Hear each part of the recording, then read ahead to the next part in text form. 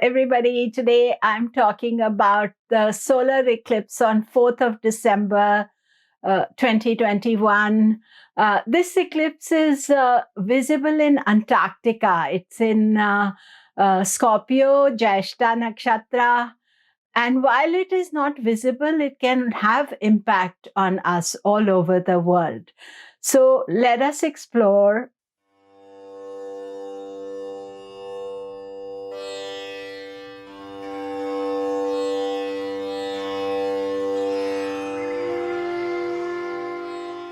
Hello, this is Komila Sutton, and I'm talking about the solar eclipse.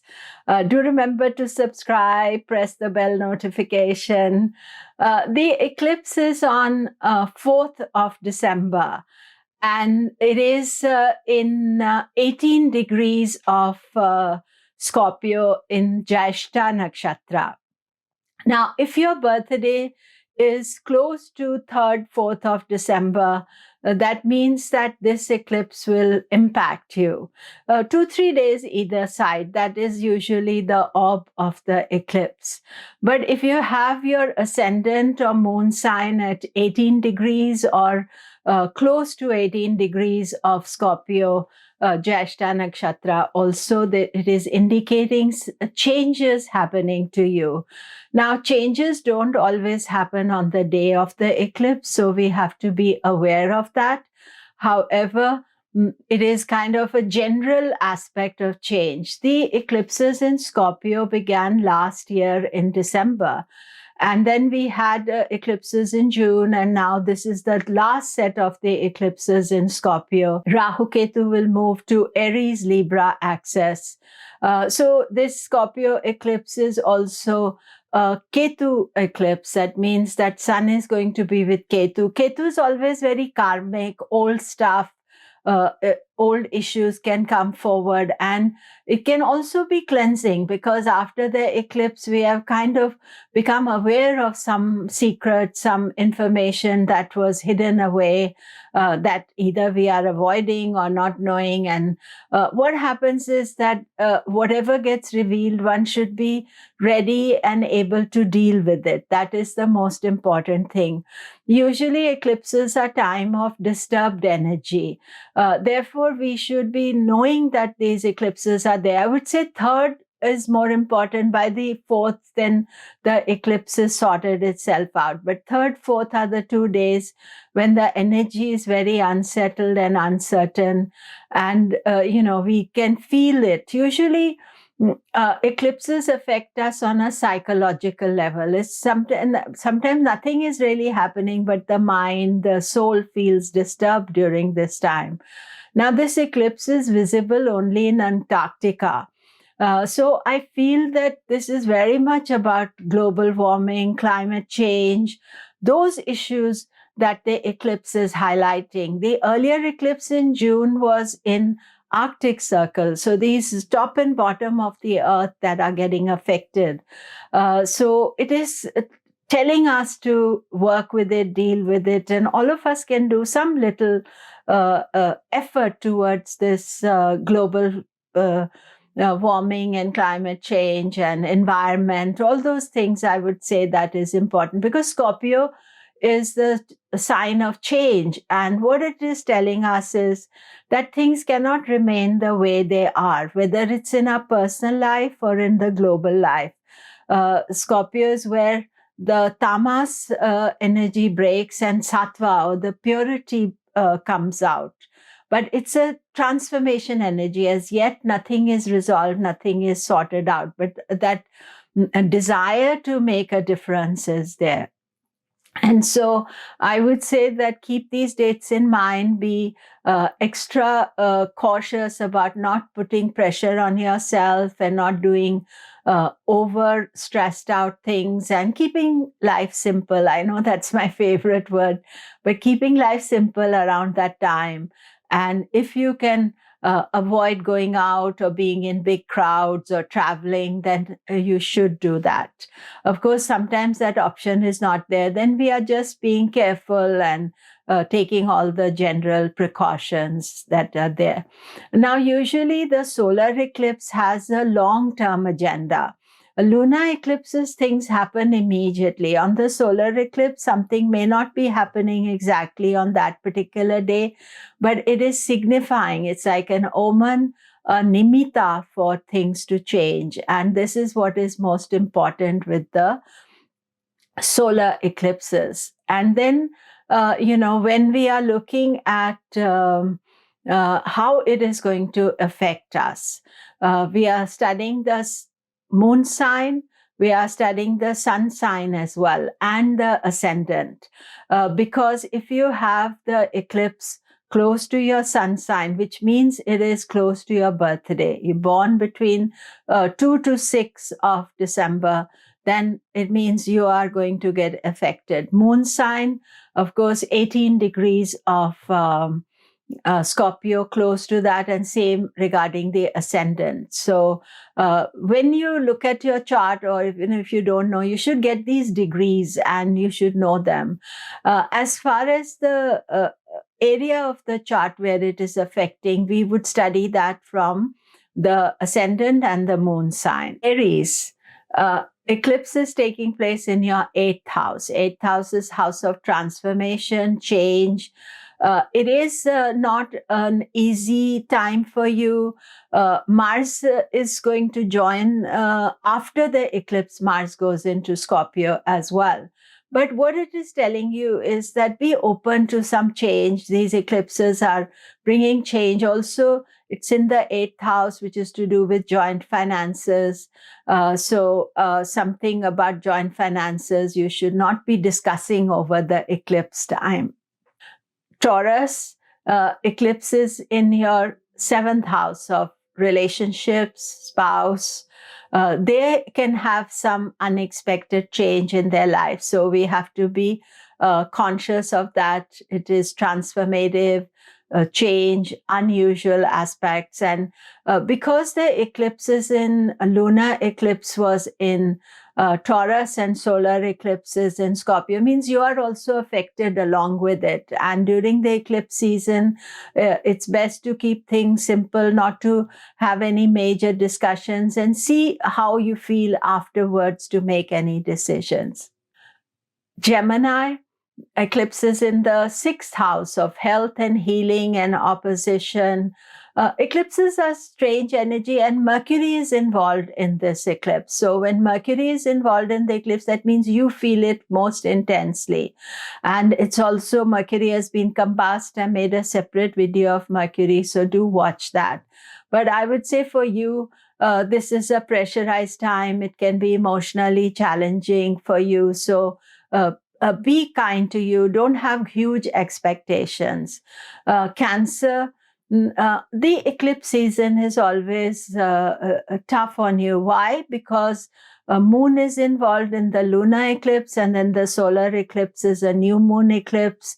So therefore, both the eclipses can be very heightened in emotions, and things not going according to plan, and sudden unexpected turmoil. So do watch for that, and especially around the solar eclipse.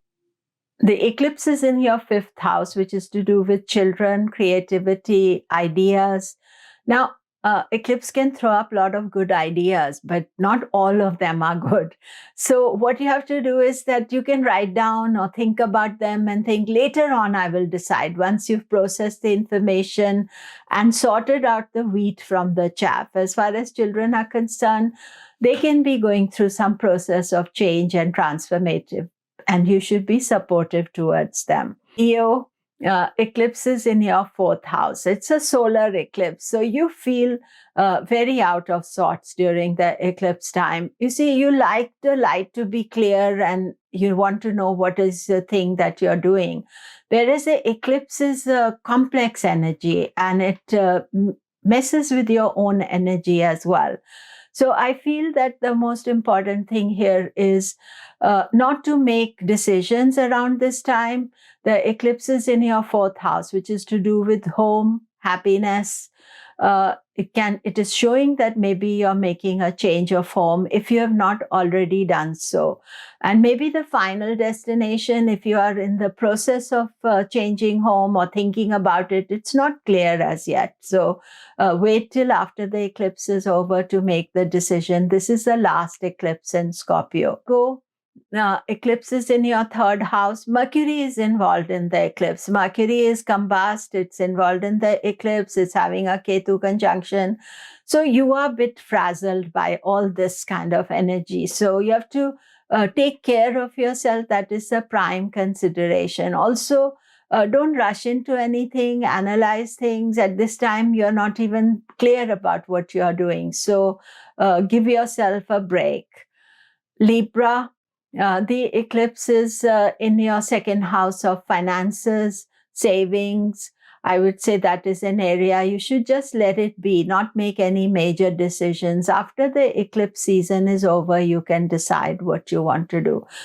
This has been happening for the last year and a bit. So therefore, you are aware of what I'm saying. And I'd say that that is important. Secondly, second house is the house of speech. So be careful what you say, because what you say cannot be taken back. And the eclipses sometimes can just want us to say something negative and then regret it later on. So just watch what you say. Scorpio, eclipses in your ascendant. This is the last of the eclipses in Scorpio. It is showing that you have transformed. Already we had a big eclipse in 2020, and now this is 21. And then depending on the degree of your ascendant or moon sign, then this is a big eclipse for you, regardless of what the degree is. But if they are close, that means it is definitely impacting you. And being a fixed sign, you don't like change, you don't like transformation. But we have to change, we have to let go of some old stuff, we have to move on. It's a big change, because when it is on your moon, it's about the mind. If it's on the ascendant, it's your physical self. So be prepared for it. And also, don't be thinking you have to do things right on the 4th of December. This is a indication that the changes are happening. Sagittarius, eclipses in the 12th house.